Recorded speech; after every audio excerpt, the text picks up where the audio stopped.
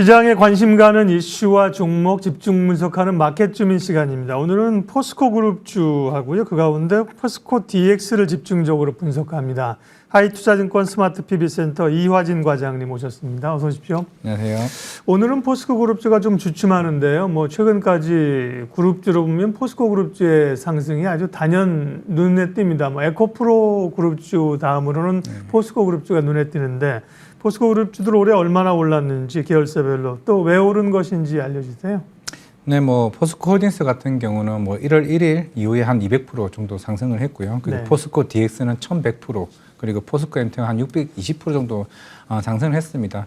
단순하게 포스코 홀딩스 자체만으로 잘했다기보다는 그만큼 수직 계열화된 시너지가 어느 정도 계속 큰 흐름을 좀 가지고 있지 않나 생각을 하고 있는 게 포스코 홀딩스는 이제 리튬 사업이나 이제 이쪽으로 진행을 하고 있고, 포스코 퓨처인 같은 경우는 양극재, 그리고 포스코 이제 DX 같은 경우는 이런 스마트 팩토리와 같은 흐름으로 가고 있기 때문에 이는 하나하나부터 처음부터 끝까지 이제 포스코 그룹주만으로도 시장을 어느 정도 선점할 수 있는 측면에서 그런 매력적인 부분이 좀 시장에서 크게 부각받지 않았나 좀 생각하고 있습니다. 네, 오늘은 포스코 그룹주 가운데서 올해 제일 많이 올라서 분석하는 건 아닙니다만, 네, 포스코 DX를 좀 볼 텐데 지난번에 사명들을 쭉 한번 바꿨어요. 그러면서 포스코 DX는 원래 포스코 ICT였잖아요. 어떤 사업을 하는 회사이며 또 중요한 건 앞으로 이제 사업 구조가 어떻게 바뀌어가느냐가 중요한 거잖아요. 네. 일단은 이 회사의 가장 큰 매출 비중을 차지하고 있는 게 EIC입니다. 이게 매출 비중이 한 56%를 지금 차지하고 있고, 이런 포스코 그룹주들 안에서 공장 설비나 이와 관련된 진흥화, 로봇 무인화 같은 사업을 실제로 하고 있고, 두 번째로는 이제 IT 부서, 특히 AI나 빅데이터 관련된 클라우드 관련해서 IT 스택 구축 관련 운영을 지금 하고 있는 거고, 나머지 한 15%는 우리가 흔히 알고 있는 로지스틱스, 물류 사업을 좀 사업을 하고 있습니다. 원래 대기업들이 이렇게 다 IT를 담당하는 그 회사들이 있어요. 삼성 같은 경우 삼성 SDS가 있는 거고요. 다 있는데 원래 이제 포스코 DX도 ICT 할 때는 이제 그룹의 이런 클라우드나 IT 이런 걸 담당했었는데 최근에 말씀하신 것처럼 주목받는 게 공장 설비, 자동화, 스마트 팩토리 이런 거거든요. 네. 2차 전지 쪽으로도 이제 그런 걸 구성해주고 포스코 쪽으로도 해주는 모양입니다. 그 부분 좀 더 얘기해 주세요.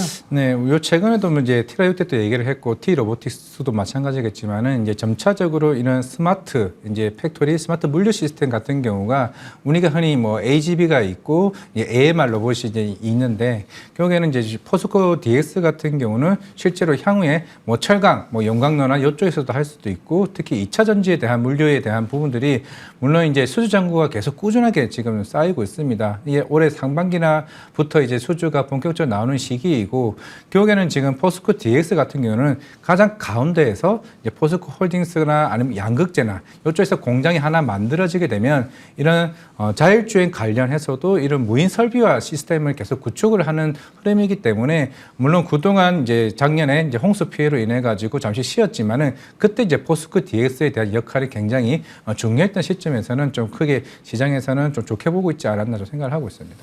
그룹 내에 그런 어떤 통신, 컴퓨팅 이런 클라우드 말고 지금 말씀하신 스마트 팩토리를 본격적으로 도입하고 사업이 바뀐다는 건데, 그런 구조적인 긍정적인 사업 변화 말고 단기적으로는 이제 코스닥에서 코스피 이전 상장한다고 해서 주가가 좀 올랐거든요. 네. 그 부분은 일정이나 기대 효과는 어떻습니까? 네, 일단은 사실 포스코 DX뿐만 아니라 LNF도 이제 코스피 이전 상장을 지금 준비하고 있다는 측면에서는 이제 코스닥에서 코스피로 이제 넘어가게 되면 그만큼 이제 기관 투자자들에 대한 수급적인 이슈가 좀 크게 좀 부각받지 않을까 좀 생각을 하고 있습니다. 물론 이제 회사 입장에서는 이제 디지털 전환을 이제 선도하는 이제 기업으로 가고 있기 때문에 주주 가치에는 굉장히 극대화된 흐름을 좀 볼 수가 있다라고 좀 생각을 하고 있는데, 일단 10월 5일 날 이제 주주총회가 열리게 되고요. 만약 주주총회에서 이제 그 주주들에 대한 어느 정도 가반표가 나오게 되면은 바로 코스피 이전 이제 상장을 이제 진행을 하게 됩니다. 일단은 그렇게 되면은 한국 거래세가 이제 심사 청구를 하게 되고 이제 그렇게 되면은 이제 뭐 주식 분산이나 아니면 경영 성과나 이런 영업 활동 기간에 대한 심사를 마치고 나게 되면은 포스코 DX는 이제 코스피로 이제 상장하게 되는데 여기는 앞에서 말씀드렸다시피 이제 코스피로 오게 되면은 이제 그런 이제 패시브 자금들이나 이런 코스닥이 있는 것보다는 훨씬 더 많은 자금들이 좀 오지 않을까 좀 생각을 하고 있습니다. 단기적으로는 사실 이전 상장 모멘텀이 최근에 강했는데요. 뭐 기대도 있고 논란도 있습니다. 이전에 뭐 이전 상장한 기업들은 몇 배가 올랐더라. 다 간 건 아니더라. 포스코 DX도 일정 부분 그게 이제 올랐고 아직 일정으로만 보면 사실 이벤트가 좀 남아 있습니다. 임시 주총하고 또 이전 상장할 때까지의 기간들이 있는 거고요. 근본적으로는 결국 포스코 그룹에 담당하는 사업들 그리고 이제 그게 사업의 구조조정 실적이 어떻게 나느냐가 더 근본적인 근원적인 것일 텐데요. 네. 실적 추이 전망은 어떻습니까? 네, 올해 이제 전망치는 1조 5,807억 정도가 이제 매출액을 이제 예상하고 있고 영업이익은 한 1,213억 정도 이제 전망을 하고 있습니다. 물론 사실 이런 실적적인 부분은 제가 봤을 때는 이미 주가에는 선반영 좀 됐다고 생각을 하고 있고 코스피 이전에 대한 상장 기대감이 좀 크게 좀 부각받지 않았나 생각을 하고 있기 때문에 결국에는 지금 2차 전지에 대한 뭐 리튬 가격이나 이제 양극재 판가가 계속 꾸준하게 하락을 하고 있고 어느 정도 다시 한번 반등이 나오는 흐름이 나오고는 있기 때문에 사실 여기서 조금 주가적인 측면에서 좀 부담스럽지만은 결국에는 올해보다는 내년이 더 중요하네. 그만큼 수주 잔고가 계속 빠르게 지금 쌓이고 있는 게 좀 중요한 것 같습니다. 이거는 뭐 티라이오텍도 마찬가지고 T로보틱스도 마찬가지고 포스코 DX도 이런 2차 전지 쪽에 대한 수주 잔고가 계속 쌓이고 있는 지속 전망이기 때문에 주가가 측면에서는 좀 부담스러울 수 있지만은 실질적인 측면에서는 올해보다 내년이 더 큰 성장률을 좀 보일 수 있는 해다 말씀드리겠습니다. 네. 주가 부분을 판단하겠습니다. 이제 코스피로 이전 상장하게 되면 기관들의 수급이 들어올 수 있고 코스피 200의 뭐 특례 편입 가능성도 최근에 좀 언급이 됐었습니다. 그런데 주가가 뭐 그 얘기 오면서 대략 한 3만 원에서 고점 6만 원까지 한번 이전 상장 얘기를 플러스해서 찍었고 지금은 이제 고점에서 한 10% 되나요? 좀 조정을 좀 받고 있는 상황인데 그러면 전략이나 전망은 어떠세요? 뭐 이제 목표가를 제가 일단 10만 원을 잡기는 했습니다만 10만 원이요? 네. 지금 52,800원인데. 네. 네, 물론 주가는 여기서 한번 빠질 수는 있습니다. 네. 이제 빠질 수는 있다는 생각을 하고 있는데 이게 지금 이제 유럽에서도 최근에 그 일반 친환경차, 내연기관이나 이런 차들이 실제로 지금 전기차가 생각보다 빠르게 지금 점유율을 올라오고 있습니다. 실제로 북미에서도 2030년까지는 거의 50% 이상에 대한 전기차 이제 MS를 늘려 나가겠다고 한 만큼 만약에 여기서 포스코 DX나 아니면은 포스코 그룹 자체 내에서 특히 사우디나 이쪽에 공장을 전반적으로 증설하는 효과가 나온다라고 하게 되면은 공장을 증설하게 되면은 당연히 이제 포스코 DX 쪽에 대한 수주가 계속 늘어날 수밖에 없다라고 좀 생각을 하고 있습니다. 지금 여기서 주가가 단기적으로 올라왔다는 거는 어느 정도 코스피 이전 상장에 대한 어느 정도 수급적인 요인이 있기 때문에 충분히 여기서는 조정을 한 번은 전 나온다고 좀 생각을 하고 있기 때문에 제가 목표가를 10만 원 잡았다는 건 조금 더 중장기적인 측면에서 조금 다가가야 되지 않나라고 생각을 하고 있습니다.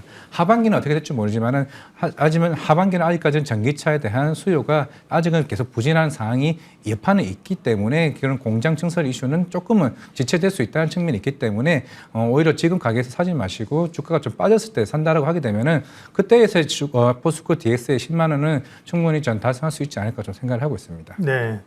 단기적으로는 이제 수급 관련된 또 뭐 급등이 나올 수도 있는 거고 그죠? 변동성이 있을 수 있는데 그런 것들을 좀 차치하고 나면 중기적으로 지금 52,000원대 수준 주가인데 10만 원을 보시는 그런 그 근거는 그러면 예를 들면 뭐 이익 기준입니까? 뭐 어떤 기준으로 10만 원이 나온 겁니까? 일단은 뭐 이익 기준이고요. 네. 이제 결국에는 지금 자체가 이제 1,200억밖에 이제 어떻게 보면은 영업이익이 그것 정도밖에 안 나오긴 하지만은 네.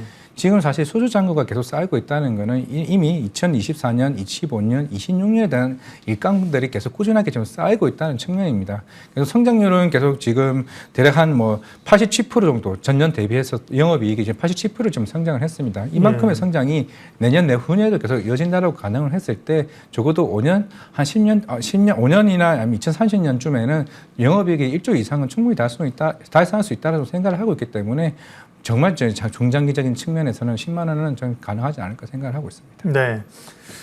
포스코 그룹주 가운데서 포스코 DX를 집중적으로 오늘 분석했습니다. 하이투자증권 스마트 PB센터 이화진 과장님 함께 했습니다. 고맙습니다. 네, 감사합니다.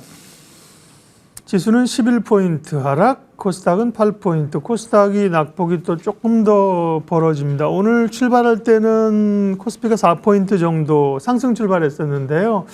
힘이 없죠. 힘이 없고 뭐 FOMC도 확인해야 될 것 같고 확인해야 될 과제들이 많은 상황이기 때문에 또 코스닥은 더 그렇고 아이고 뭐 이 정도 좀 조정음이 괜찮은데 또 좀 흘러내릴까 봐 좀 걱정이 되는 그런 주간 오늘 또 화요일입니다. 네, 이슈앤뷰는 오늘 여기까지 해서 마무리하도록 하겠습니다. 함께해 주셔서 고맙습니다.